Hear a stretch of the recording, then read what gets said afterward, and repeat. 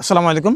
শীতকাল এলে আমাদের ত্বক, হাত পা আমরা যেভাবে খেয়াল রাখি, আরেকটা বিষয় হচ্ছে আমাদের চুলেরও কিন্তু পরিবর্তন হয়। স্পেশালি আমাদের শীতকালে চুলে প্রচুর পরিমাণে খুশকি হয়।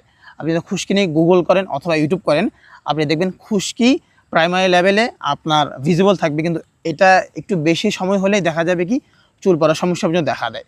এখন শীতকাল হলে আপনি যেহেতু ত্বকের যত্ন নেন, ফেসের যত্ন নেন, এর পাশাপাশি আপনি চাইলে চুলের যত্ন নিতে পারেন।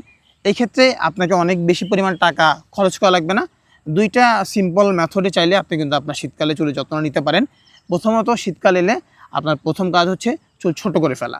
যেহেতু চুলের গোড়ায় আপনি যদি তেল দেন অথবা কোনো প্রকার ন্যাচারাল ইনগ্রেডিয়েন্টস দেন, চুলের গোড়ায় না পৌঁছালে কিন্তু আলটিমেটলি আমার চুলের খুশকি রিডিউস করার ক্ষেত্রে খুব ভালো কাজ করবে না। তো এই ক্ষেত্রে আপনি চাইলে শুরুর দিকে চুল ছোট করে মেহেদি দিতে পারেন। মেহেদি চুলের জন্য, আবার চুলের গোড়া শক্ত করার ক্ষেত্রে বেশ ভালো কাজ করে। যদিও এটার মধ্যে কিন্তু দেখেন মেহেদির পাশাপাশি চা পাতা, মেথি, আমলকি, রিঠা, শিকাকাই।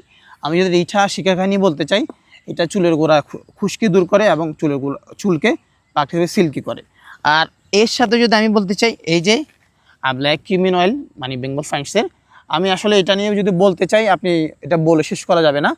কিন্তু চুল বলেন বা চুলের গোড়া শক্ত করার ক্ষেত্রে এটা আপনাকে বেশ ভালো ফিডব্যাক দেবে। তো যারা শীতকালের শুরুতেই বা শীতকালে কীভাবে চুলের যত্ন নেবেন একটু কনফিউজড, আমি তাদের জন্য একটা ইজি বলে দিচ্ছি।